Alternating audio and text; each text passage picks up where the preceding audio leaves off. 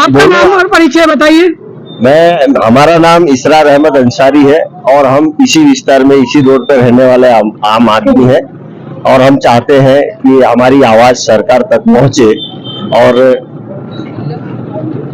बड़ी चीज तो ये आपको बताना चाहता हूँ कि ये री-डीपी का मसला है और री-डीपी ओपन कर रही है सरकार। री-डीपी में एक कायदा है कि जब भी जो सरकार की जरूरत जमीन होती है वो सरकार लेती है। अब सवाल उठता ये है कि सरकार जो री-डीपी ओपन कर रही है, री-डीपी पे रहने वाले लोग जो मकान रेसिडेंस है, दुकानें हैं और जो यहाँ रह रहे हैं उनके लिए क्या। आज हम आपको कुछ अपना दर्द बताना चाहता हूँ कि री-डीपी के जब अमल ये लोग करने निकले, एएमसी कॉर्पोरेशन, म्युनिसिपल कॉर्पोरेशन, उनका साथ सहकार देते हुए यहाँ के आवाम, यहाँ की पब्लिक, यहाँ की सब मिलके उनको साथ सहकार दिए कि आपका जहां तक आपका मेजरमेंट आता है और जो जितनी जमीनें लेना चाहते हैं आप लीजिए।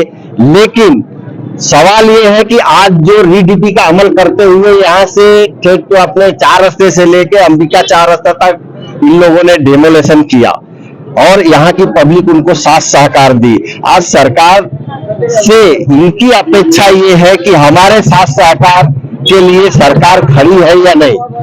आज इनका दर्द, इनके सर से छत जा रहा है, इनसे सर से मकान जा रहे हैं, वर्षों से कमाई से बनाए हुए खून पसीने का इनका मकान जा रहा है।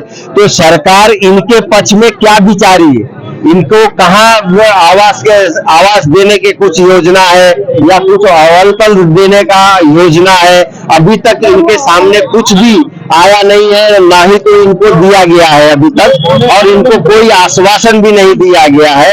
और ये जो यहाँ के राजकारणीय लोग हैं, यहाँ आते हैं, अलग अलग इनको गुमराह किया जा रहा है। तो इनसे सवाल पूछो कि इनके दिल में क्या है, इनका दर्द क्या है, और हम चाहते हैं कि इनका दर्द सरकार तक पहुंचे और इनके लिए अमलीकरण व्यवस्था करे, इमरजेंसी में व्यवस्था करे कि आज ये लोग फुटपाथ पे रह रहे हैं। और ये देखो, वीडियो घुमाओ जरा, देखो यहाँ से लेके वहां तक पूरा डेमोलेशन कर रहे हैं, इनके साथ सहकार से हुआ है। और मैं एक बात और कहना चाहता हूं कि ये विकास मुझे लगता है कि दिशाहीन हो चुकी है। दिशाहीन मतलब इनको कोई रास्ता दिख नहीं रहा है, दिशाहीन बेफाम होके काम कर रहे हैं। मुझे ऐसा लगता है कि विकास इसको नहीं कहते हैं, इसको विनाश कहते हैं। विकास उसे कहा जाता है कि जिस देश में, सबसे पहले चीज तो मैं आपको एक चीज और बताना चाहता हूं, माइनॉरिटी के लोग, मुस्लिम समाज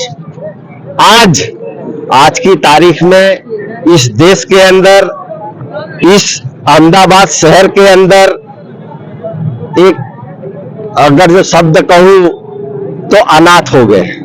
इनका कोई भी सुनवाई नहीं, कोई रजुआत नहीं सुन रहा है, ना तो इनका कोई दर्द सुन रहा है। तो अपने ही देश में हम पराया हो गए। ये मुस्लिम समाज आज अपने ही देश में पराया हो गए। तो मैं ऐसा मानता हूं कि ये विकास नहीं, ये विनाश का कार्य हो रहा है।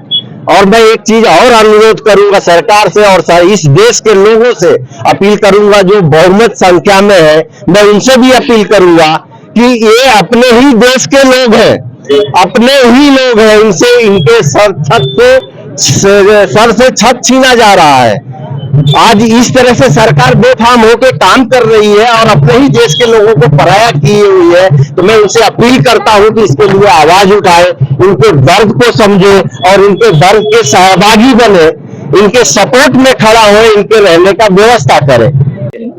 रहने की एक छत ना हो तो लोग झोपड़े में, गरीबी में, भाड़े से गुजारा कर सकते हैं। और जब रोजी छीन ली जाएगी तो क्या करेंगे, कहाँ से बच्चों के पेट भरेंगे। छोटे छोटे बच्चे हैं, बूढ़े हैं, मजबूर हैं, माँ बापों के साथ हैं, कहाँ जाए परसों से। और कितने समय से रहते हैं यहाँ? बहुत टाइम हुआ।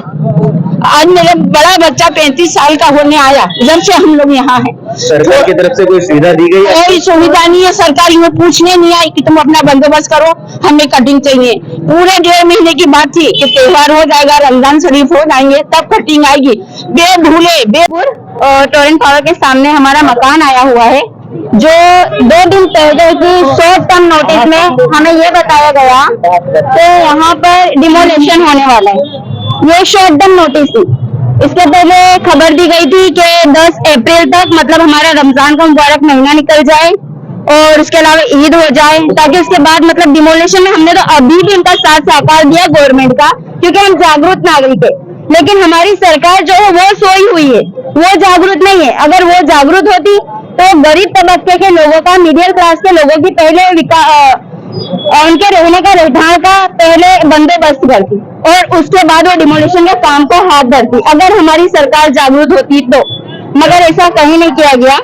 कुल कितने घर है जो बेघर हुए यहाँ पे तोड़ दिए? यहाँ तकरीबन 100 से 150 मकान ऐसे हैं जो तोड़ दिए गए हैं, जिसमें घर भी है, मकान भी है, दुकान भी है और सब रोज से कमाने खाने वाले लोग हैं। आज ये जो 2 दिन से डिमोलिशन का काम हुआ है, रास्ते बंद है, रोजगार बंद है। अगर इंसान आज कमाने नहीं जाएगा तो खाएगा क्या? अगर सरकार हमारी जागरूक है तो मेरी यही अपील है सरकार से कि पहले हमारे रहने का बंदोबस्त करे और उसके बाद डिमोलिशन का काम हाथ धरे। लेकिन हम तो जागरूक है ना, इसलिए हमने डिमोलिशन के काम में बहुत सपोर्ट किया गवर्नमेंट को। हमने उनके काम में कोई अड़चन पैदा नहीं की। हमारा घर टूट गया, हमारे सर से जो छत है वो चली गई, हम बेघर हो गए, मगर अब सरकार इसके लिए क्या एक्शन लेती है? तो सरकार अगर जागरूक है तो वो ये एक्शन ले कि हमारे रहने की वैकल्पिक सुविधा करे, क्योंकि अपने एसी के कमरे में बैठे हुए हैं, सेफ प्लेस पर है, पर यहाँ परेशान हम हैं। तकरीबन 1969 से हम लोग यहाँ पर रह रहे हैं। तकरीबन उसको कुछ 55 साल होने आए, जाने वाली है, एमपी के काम में जाने वाली है। तो सरकार को चाहिए था पहले वैकल्पिक सुविधा करती, क्योंकि आसपास हमारे बहुत सारी मिलें ऐसी है जो बंद पड़ी हुई है, वहाँ पर आवास योजना बनाती, घर की सुविधा करती और उसके बाद अगर डिमोलिशन काम करती तो हमें कोई शिकायत नहीं थी गवर्नमेंट से। लेकिन गवर्नमेंट ने हमारे छत को तोड़ दिया है, हमें बेघर कर दिया है और गवर्नमेंट से यही दरख्वास्त है कि हमारे लिए रहने की सुविधा करे। और अगर सबसे पहली बात तो ये है कि फेब का महीना चल रहा है, बोर्ड के एग्जाम से बहुत सारे स्टूडेंट्स जो है यहाँ पर आसपास रहते हैं, घरों में रहते हैं, घर तोड़ दिया। क्या उनका मेंटली हैरेसमेंट नहीं है? सबसे पहले इंसान की बेसिक सुविधा होती है घर, पानी, मकान। अब उसमें से मेन सुविधा उनका छत ही छीन लिया गया है, ना पानी है ना खाने की चीजें। बच्चे तैयारी कैसे करेगा एग्जाम की? हमें कहा जाता है कि जो स्टूडेंट्स हैं, बच्चे हैं, वो हमारे देश के डेवलपर हैं, लेकिन वो तो बुनियाद से तोड़ने का काम सरकार ही कर रही है ना। ये बोर्ड के एग्जाम का वक्त है, बच्चों को घर से बेघर कर दिया गया है, वो अपने सदमे से बाहर नहीं आ पाएंगे तो बोर्ड की तैयारी क्या करेंगे? ये माइनॉरिटी कौम जो है ये और ज्यादा माइनर हो जाएगी, और ज्यादा गरीब तबके की ओर चली जाएगी। तो मुझे लगता है कि गवर्नमेंट जो है विकास नहीं कर रही है, विकास के नाम पर गवर्नमेंट जो है वो गरीबों का विनाश कर रही है।